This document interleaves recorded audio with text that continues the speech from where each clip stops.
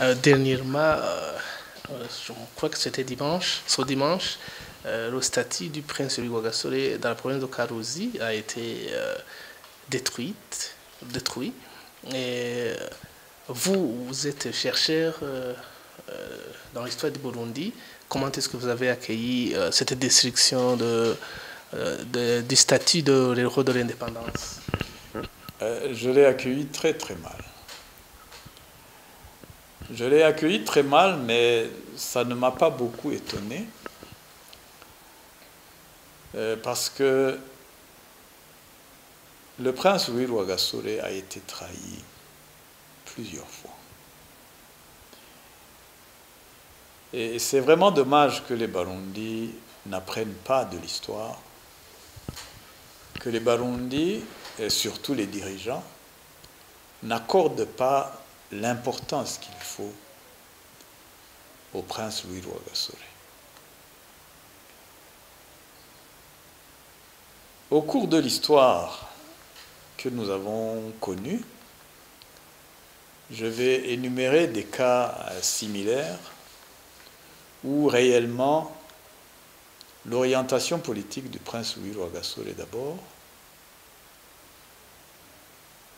sa personne et ses enseignements ont été trahis, ont été dévoyés. D'abord, c'est sa mort. Il a été tué par, aujourd'hui nous le connaissons de par le livre d'un chercheur belge, il a été tué par l'autorité coloniale.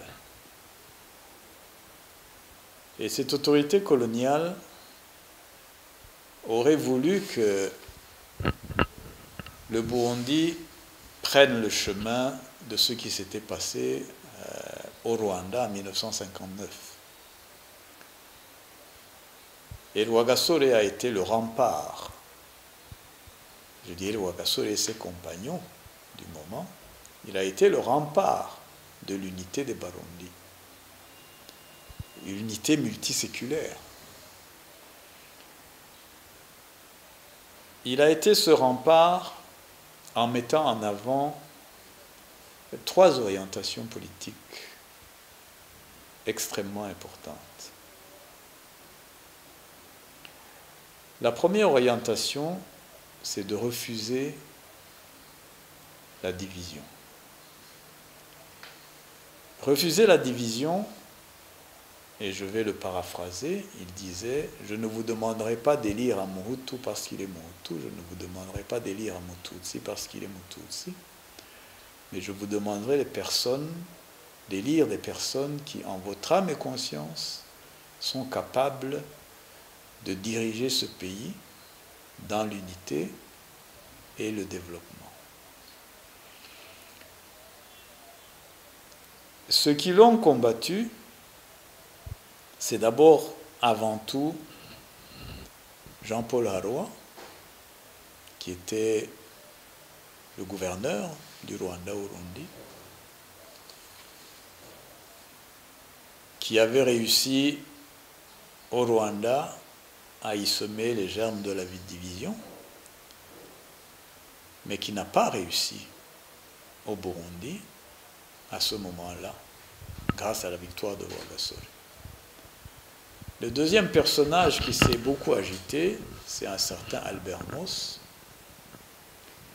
qui est le fondateur du Parti du Peuple, PP, après avoir mis en place la Prosoma et le Parmehutu au Rwanda. Et celui-là, pour vous montrer à quel point la haine était très forte, il s'est suicidé après la victoire de l'UPRONA. Haroua et les résidents ont mis en place tout un système d'appui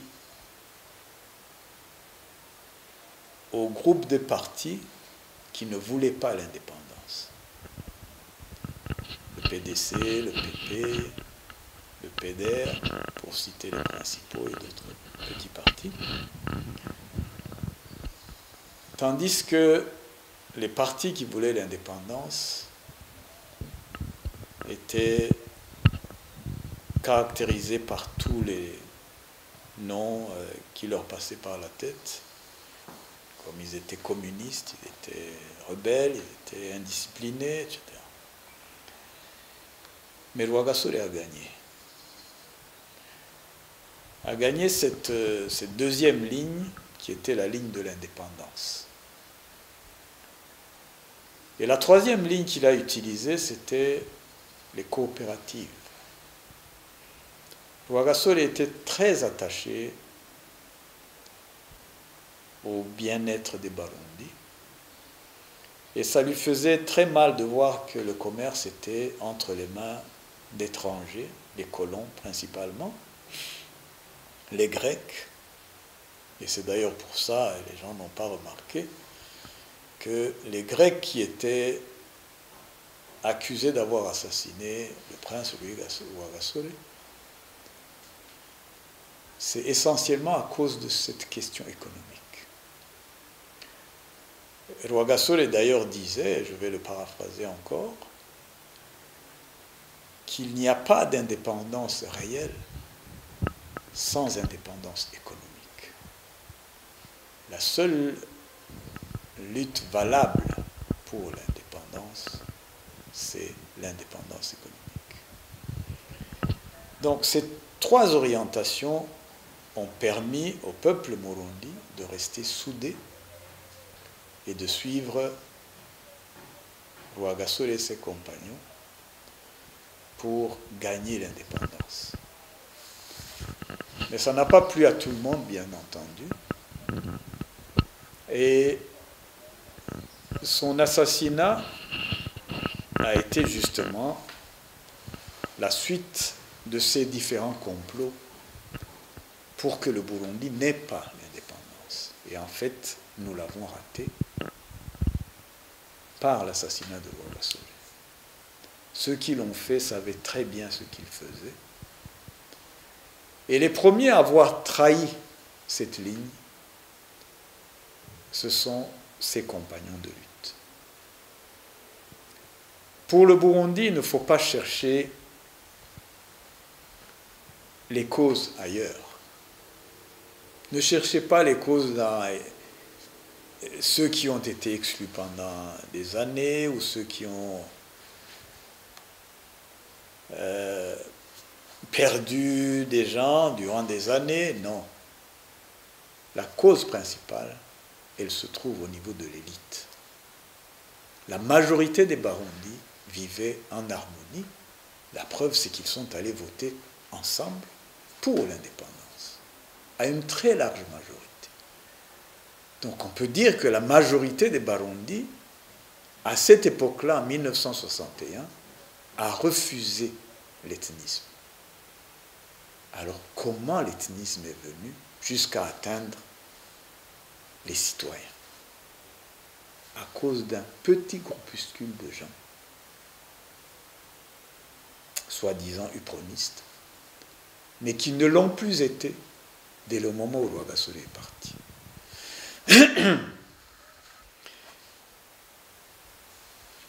Vous ne pouvez pas dire que ce soit au gouvernement, que ce soit à l'Assemblée nationale, que ce soit à l'armée, entre 1961 et 1965, les Bahutu et les Batutsi cohabitaient. Ils étaient ensemble. Mais comment ça se fait qu'ils ne se soient pas entendus pour poursuivre la ligne de Rwagasore? Je dirais qu'il y a deux personnes à cette époque-là qui ont essayé de remettre les gens ensemble. C'est Ngendanumwe Pierre, qui était Premier ministre, et Bamina Joseph, qui était président du parti. Ils ont organisé un colloque à Gitega, où ils ont appelé tous les leaders de ce moment-là pour qu'ils discutent sur le problème Casablanca moronvien, qui au départ n'était même pas ethnique, mais qui à la longue est devenu ethnique, jusqu'à ce qu'en 1965, les premières personnes meurent à cause de l'ethnie. Ne condamnons pas le peuple morundi. Ce sont cette élite-là. Et personnellement, je ne pourrais pas dire c'est telle personne ou telle personne. Non, c'est tous. Parce qu'ils ont tous reçu les messages de Rwagasore. Ils ont tous entendu ses discours. Ils les ont accompagnés pendant qu'il parlait au peuple murundi. Et le peuple murundi les a écoutés. Mais vous avez trahi ce peuple.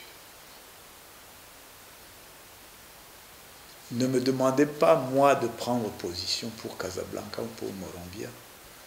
Vous avez détruit le parti UPRONA de Rwagasore. Ça, c'est la première étape de trahison. Les étapes suivantes, on les a vues, toutes les guerres qu'il y a eu, c'était de la trahison du peuple murundi qui avait voté l'unité. Savez-vous que le sous-titre du livre que Harwa a écrit à l'époque, Burundi, le titre c'est Burundi, le sous-titre c'est Souvenir d'un combattant d'une guerre perdue. C'est très significatif. Ça veut dire que lui, il était en guerre pour que le Burundi n'ait pas l'indépendance. Mais il a perdu parce que les Burundais ont choisi l'indépendance, ont choisi l'unité, ont choisi le développement. C'était extrêmement important de le souligner ici. Et que les Barundi le comprennent. Ne continuons pas à être des traîtres à ce peuple-là de 1960-1961. La trahison la plus importante est venue sous la Deuxième République. Il y a eu un problème au sein de l'UPRONA, notamment la commission estudiantine de la GR, à l'université, dans les écoles secondaires. Et à partir de ce problème-là, le président Bagaza a décidé de mettre une croix sur Rwagasore. Difficile à comprendre pour quelqu'un qui avait fait de son programme économique une des voies pour sortir les Barundi de la pauvreté et des luttes ethniques. Mais il est arrivé à ce moment-là qu'il empêche toute référence au prince Rwagasore. Les photos du prince qui étaient dans les bureaux, on les a enlevées.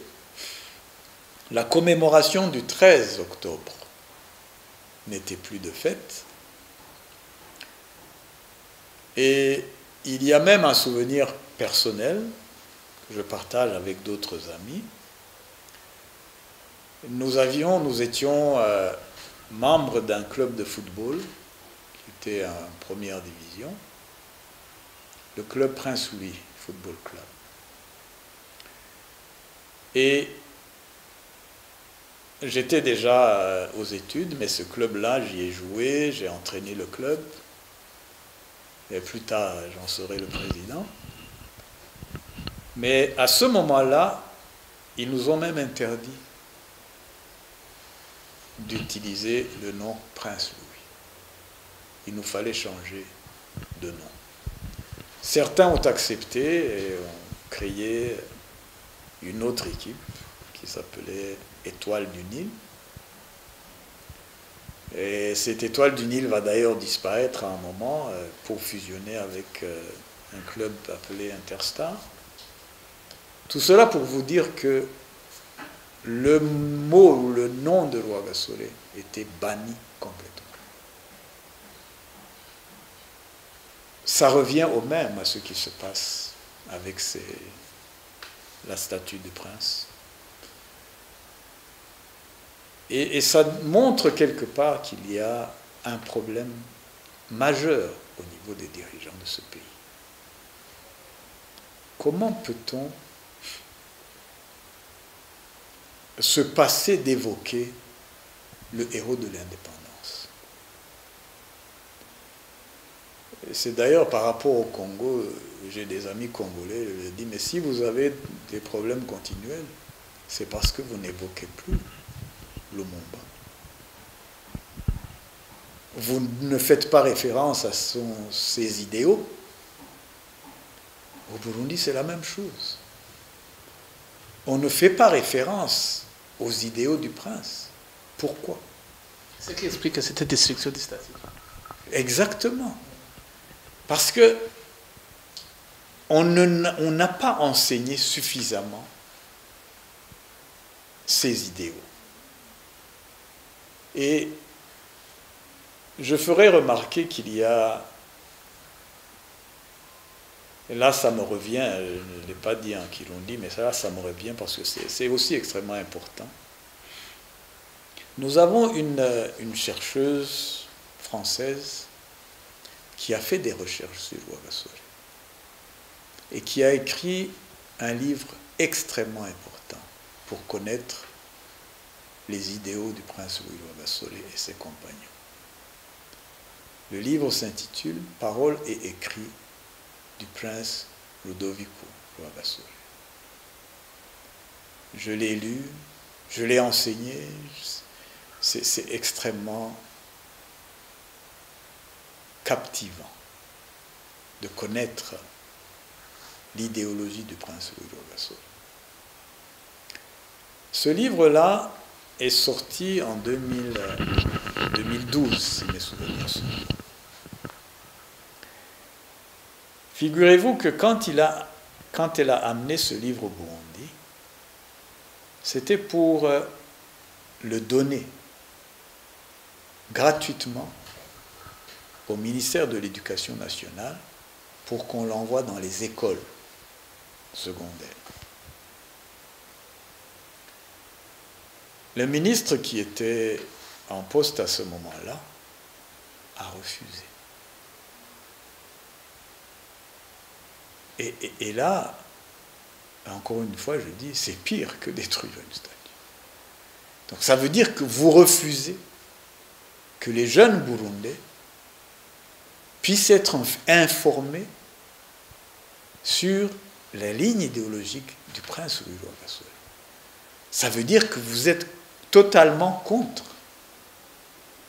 cette ligne de l'unité, de l'indépendance, du développement communautaire. C'est extrêmement grave et les gens ne s'en rendent pas compte. Parce que les gens sont trop sentimentaux. Et je crois que c'est ça qui est enseigné. Le refus de Rwagasore. C'est extrêmement grave. J'avais évoqué la trahison des idéaux du prince Louis Rwagasore à l'époque de la Deuxième République. Est-ce que cette trahison continue même à l'époque aujourd'hui? Mais c'est ce que je viens de vous dire. 2012, c'était le CNDD qui était au pouvoir. Le refus d'avoir ces livres, pour moi, ça démontre justement que les idéaux du prince, ça ne compte pas. Et aussi ça a continué sur la suppression du nom du stade de Prince. Tout ça, ça démontre tout ça. J'ai dit que les trahisons ont continué. Et ces trahisons, c'est ça, par exemple, ce refus de ce livre. Et là, quand elle m'en a parlé, j'ai dit, mais amenez-moi ces livres. Je vais les distribuer. Je vais m'en servir pour éduquer les jeunes qui le veulent à connaître Rwagasore. Et je l'ai fait, j'ai distribué au maximum. Et je crois qu'il me reste un seul exemplaire, alors que j'en avais une. Il m'a donné une centaine de livres. La trahison continue. On peut évoquer le fait d'avoir changé le nom du stade. Le stade Prince Louis Rwagasore, qui est là depuis des années, on l'a changé en stade Intwari. Ici, c'est vraiment montrer quelque chose d'aberrant. Intwari, c'est les Intwari d'un parti politique ou d'un mouvement armé. Mais le prince, c'est le héros national. C'est pour toute la nation. Et puis vous décidez du jour au lendemain de l'effacer. Et on ne l'a mis nulle part ailleurs. Je ne sais pas s'il y a encore une place qui s'appelle Prince Louis Rwagasore. Mis à part peut-être ces statuettes qu'on est en train de détruire aussi. Ça démontre un état d'esprit, ça démontre une ligne politique qui ne peut pas être une ligne nationale.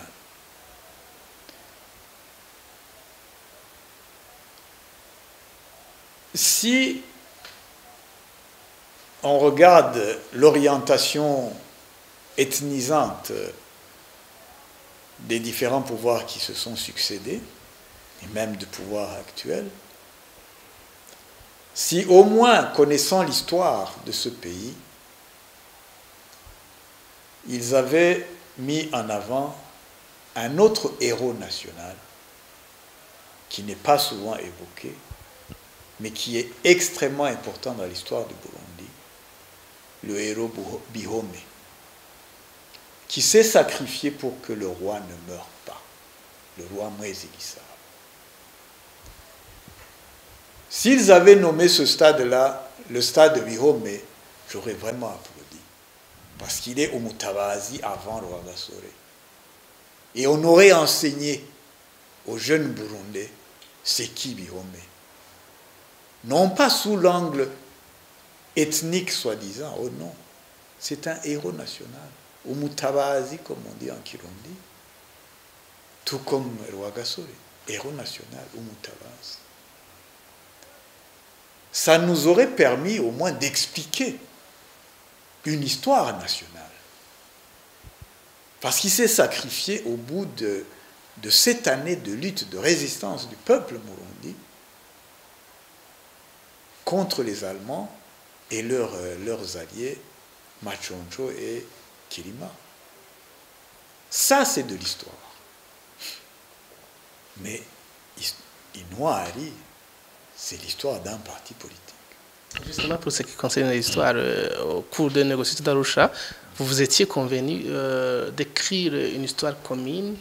Est-ce que cela n'aurait pas pu permettre une réconciliation effective des Burundais en lisant de la même façon l'histoire? Par ailleurs, je crois bien que même la destruction de ces statuettes, c'est parce qu'il y a peut-être ceux qui ont reçu des enseignements selon lesquels Rwagasore n'est pas peut-être un héros.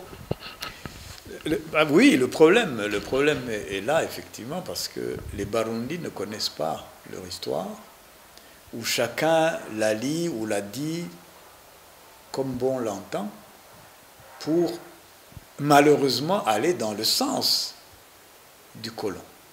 Parce que c'est le colon qui a détruit notre histoire. C'est le colon qui nous a redirigés dans une histoire fabriquée par lui-même. Et j'ai quitté la politique en 2004 quand j'ai constaté que l'accord d'Arusha que nous avions signé n'était pas en train d'être appliqué comme on se l'était convenu. Et je me suis donné la mission justement de chercher au niveau de l'histoire s'il n'y a pas quelque chose que nous avons omis qui fait qu'on continue à tourner en rond, à s'entretuer, à s'exiler, etc. Et je me suis rendu compte qu'effectivement, ne pas connaître la vraie histoire de Burundi, qui n'est pas une histoire d'ethnie, ne pas la connaître est le mal le plus important. Normalement, cet aspect de la réécriture de l'histoire, c'est une des missions de la commission Vérité et Réconciliation. Mais cette commission-là a tardé à être mise en place. Elle aurait dû être mise en place dès le début de la transition en 2001. Cette mission est une mission extrêmement importante. Si vraiment les dirigeants actuels du Burundi pouvaient le comprendre et qu'ils mettent en place une commission qui travaille essentiellement sur ça, vraiment, ça nous aiderait beaucoup. Mais surtout qu'on puisse avoir des responsables qui soient dégagés de l'ethnisme, du complexe lié à l'ethnisme, et qu'ils sachent qu'ils ont une mission nationale, ce qui n'est pas le cas pour l'actuel Sévère. Dans l'accord d'Arusha, nous avons conclu, il y a des articles que je pourrais citer, nous avons conclu par exemple que sur la question des actes de génocide, des Barundi considérés comme Hutus, des Barundi considérés comme Tutsi, ont été tués du fait qu'ils étaient appelés Hutus, du fait qu'ils étaient appelés ou considérés comme Tutsi. Ce sont des faits. On ne peut pas les nier. Si nous voulons vraiment connaître la vérité, partons de ça. Ça serait extrêmement facile s'il y avait une réelle volonté de connaître la vérité, de faire juste un questionnaire et de l'envoyer dans toutes les familles au Burundi. Et que chacun, dans sa famille, mais ce sont des principes. Tandis que l'accord d'Arusha, c'est l'application des principes. Le gouvernement pour, je dirais, désolidariser de ces destructeurs. Je crois que l'une des premières actions serait d'abord de rebâtir cette statue. C'est la moindre des choses. Si ça va passer 3 semaines, 4 semaines, je dirais non, monsieur du gouvernement, vous êtes complice. Ça, c'est un. De deux, c'est vraiment de réhabiliter Rwagasore dans les cœurs des Barundi. Comme je viens de le dire, c'est le héros national. Faire comprendre à tous ces gens-là ce que c'est un héros national. Que détruire une statue de héros national, c'est que quelque part, vous n'avez pas compris ce qu'est la nation. Et c'est ça, malheureusement, que l'on voit, que les gens n'ont pas compris ce qu'est un héros national, ce qu'est la nation. Si chacun se permet de dire la nation c'est moi le Mohutu ou la nation c'est moi le Mututsi, on va jusqu'où? Est-ce qu'il n'y a pas une cohérence des événements, cette destruction et la suppression du nom de ce stade et l'imposition du héros national du patriotisme, je crois aussi juin, qui correspond à la mort du président Pierre Nkurunziza, et dénommer ce stade Intwari, et la célébration des journées des combattants. Est-ce qu'il n'y a pas une volonté, même si elle n'est pas encore avouée publiquement, de remplacer l'héros de l'indépendance par ceux qui ont fait la lutte pour le mouvement CNDD-FDD? Ce qui nous arrive aujourd'hui, c'est exactement ce qui nous est arrivé, tout ce que j'ai dit, la trahison du prince Louis Rwagasore. C'est la trahison du prince Louis Rwagasore qui continue. Vous prenez les discours de Michombero, le discours de Bagaza sur l'unité nationale, et vous prenez les discours actuels sur l'unité nationale, c'est la même chose, je l'ai dit déjà une fois. Ça ne correspond pas à la réalité, au fait. Et c'est là le grand problème, le grand mensonge des dirigeants du Burundi depuis l'indépendance. Tout ça n'est que de la trahison. Ne pas trahir la nation, c'est de revenir sur la ligne de celui qui a combattu pour cette ligne-là, combattu pour que le Burundi reste unitaire, qu'il soit indépendant et qu'il se développe dans l'harmonie de tout le peuple burundais. C'est la seule voie, pour moi, qui peut sauver ce pays. Les voies ethniques, soi-disant que les gens ont la force, les gens ont l'armée, les gens ont le nombre, tout ce que vous voulez, c'est de l'illusion.